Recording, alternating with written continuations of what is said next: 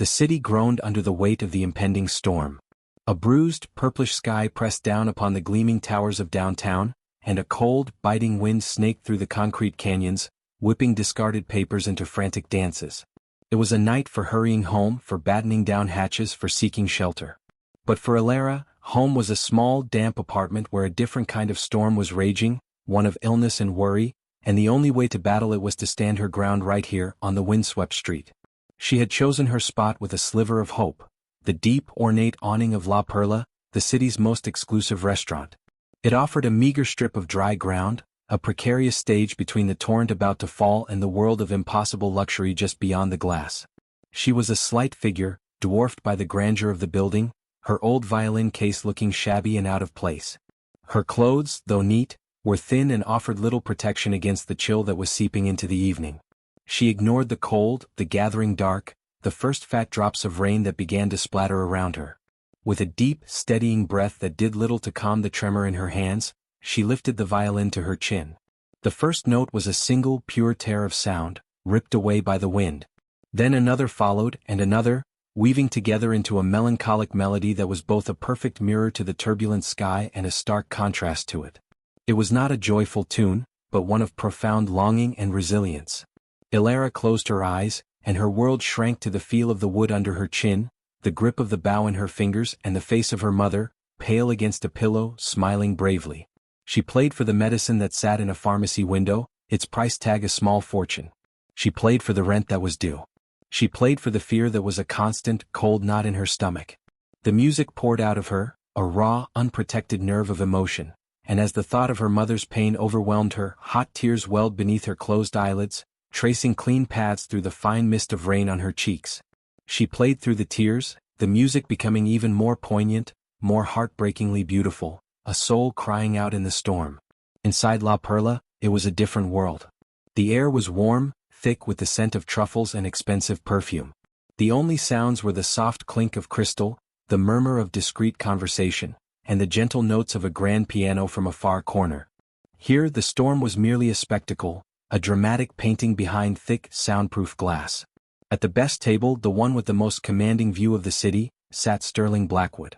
He was a man carved from ice and ambition, his suit costing more than most cars, his watch a sliver of platinum that measured time in units of revenue. Across from him, her hands folded gently on the linen tablecloth, was his mother, Amelia Blackwood.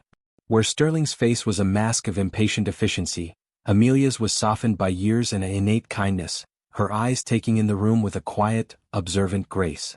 Sterling was dissecting a business merger, his voice a low, relentless monotone. The projections are clear, mother. We absorb their assets, liquidate the underperforming sectors, and the shareholder value increases by.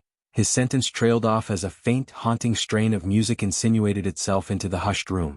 It was barely audible, a ghost of sound battling the piano and the storm, but it was there. A faint, sorrowful violin. Amelia Blackwood tilted her head, her attention drifting from her son's figures to the window. "My," she whispered, a soft smile touching her lips. "Listen to that. How extraordinary." Sterling's jaw tightened. He had not heard beauty, he had heard an interruption. A irregularity in the perfectly controlled ambience he was paying a premium for. "It's a nuisance," he corrected her, his voice dripping with disdain. "It's noise. Someone probably begging. It's disgraceful that a place like this allows it to penetrate the dining experience." He tried to refocus on his spreadsheet, but the elusive thread of melody persisted, a stubborn, emotional counterpoint to his cold logic. Amelia's smile faded.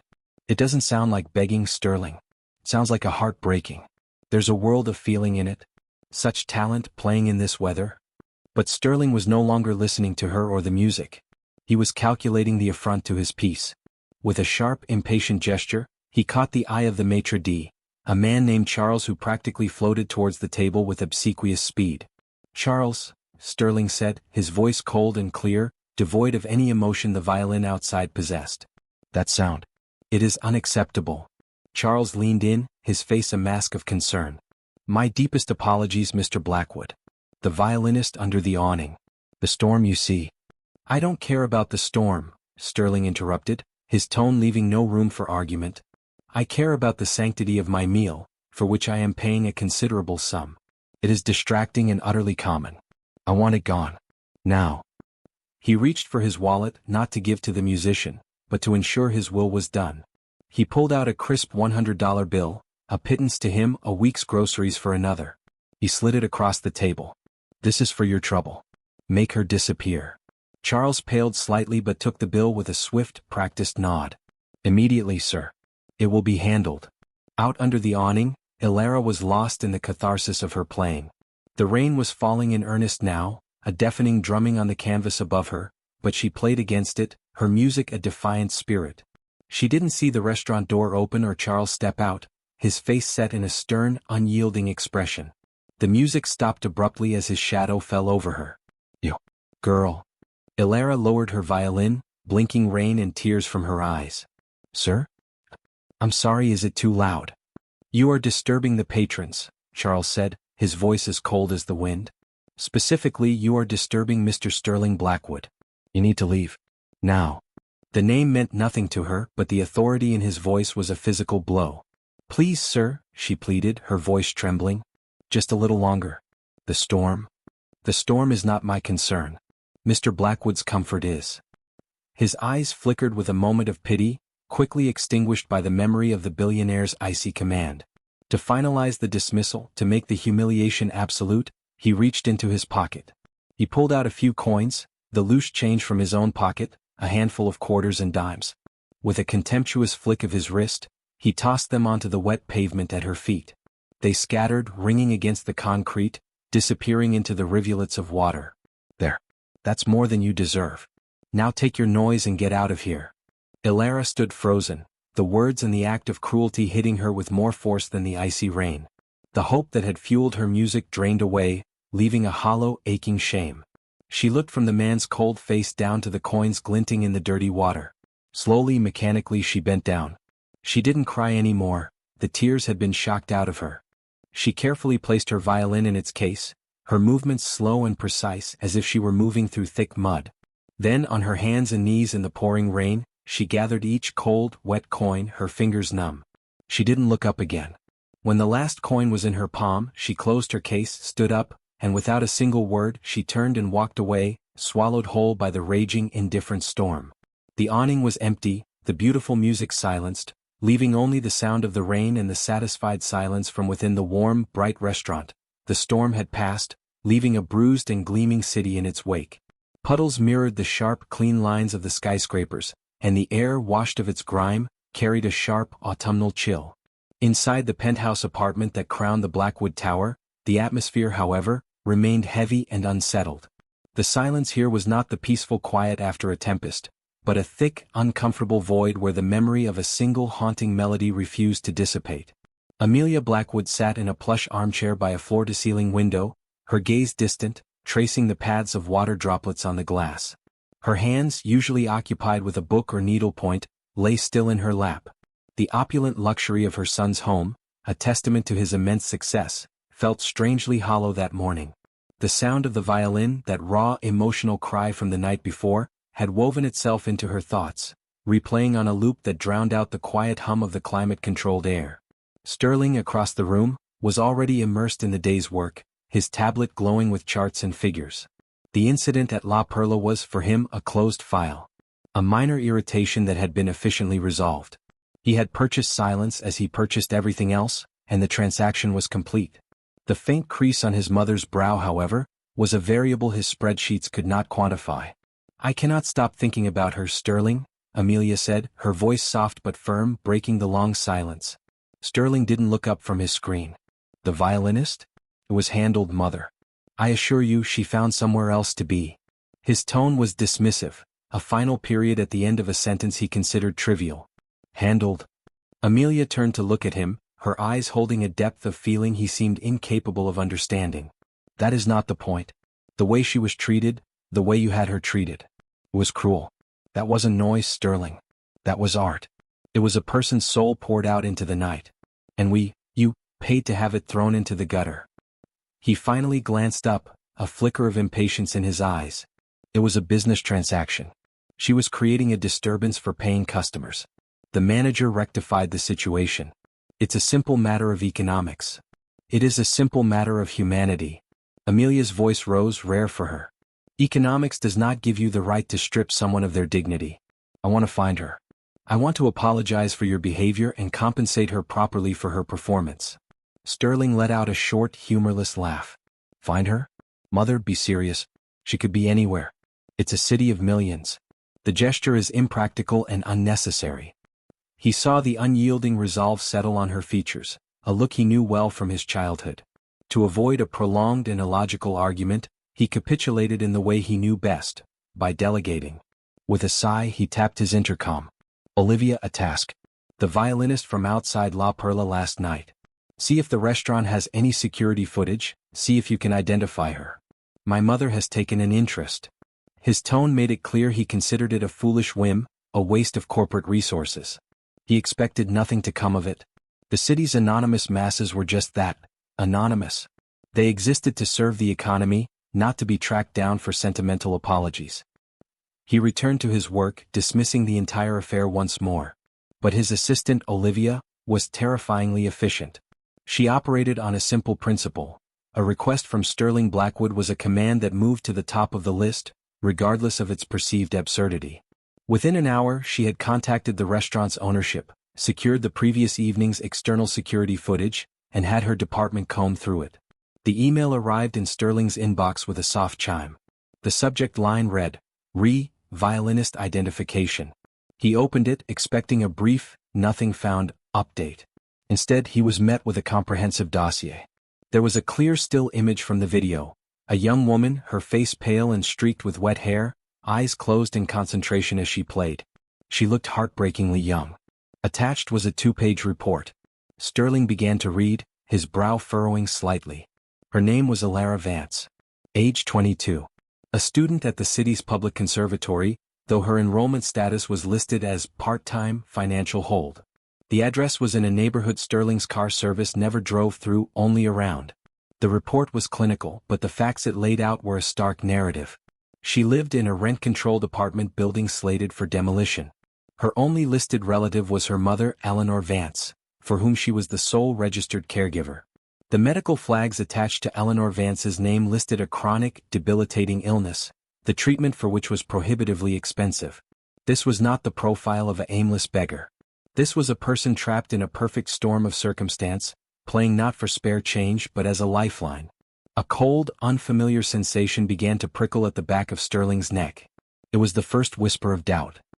He was still staring at the report when his mother re-entered the room. Well, she asked. Did your people find anything? Wordlessly, he turned the tablet around for her to see. Amelia adjusted her glasses and read, her hand slowly moving to her mouth. Oh, that poor child, she whispered, her eyes glistening. She's carrying the world on her shoulders. And you had her thrown out into the rain. Sterling had no retort. The cold facts on the screen were immune to his economic theories. His act of dismissal now seemed monstrously disproportionate. He had not silenced a nuisance. He had likely shattered a crucial lifeline for a dying woman and her daughter. It was then that Amelia decided to take her own action. She remembered something. While her son had been complaining the night before, she, captivated by the music, had done something uncharacteristic. She had fumbled with her phone, pointed it towards the window, and recorded a mere 30 seconds of audio.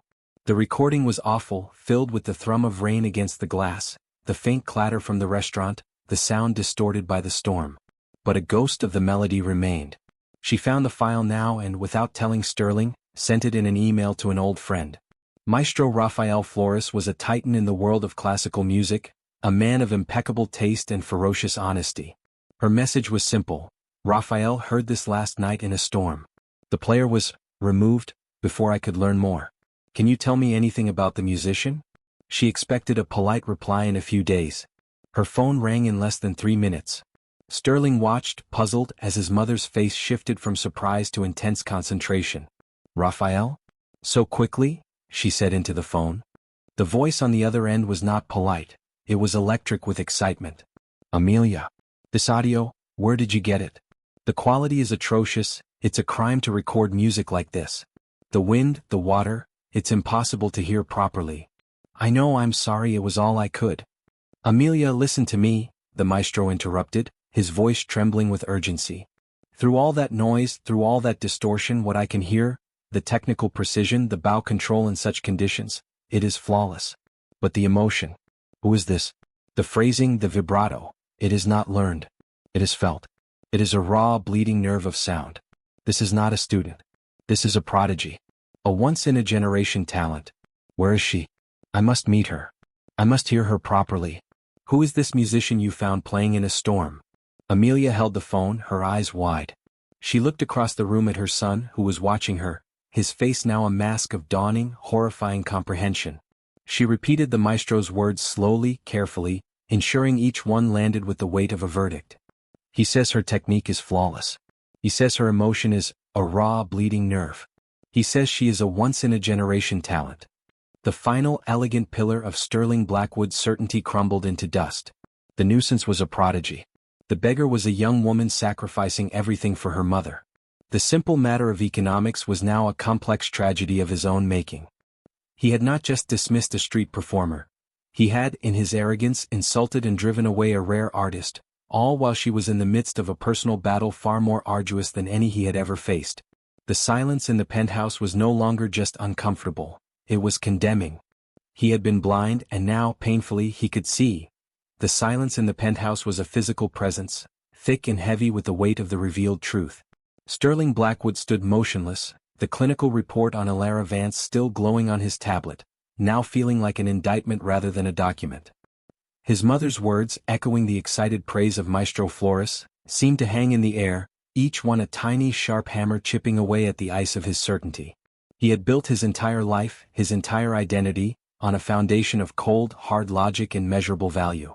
The events of the previous night, and the devastating clarity of this morning, had introduced a seismic fault into that foundation. He felt a sensation so foreign it was almost alarming, a deep, gnawing shame.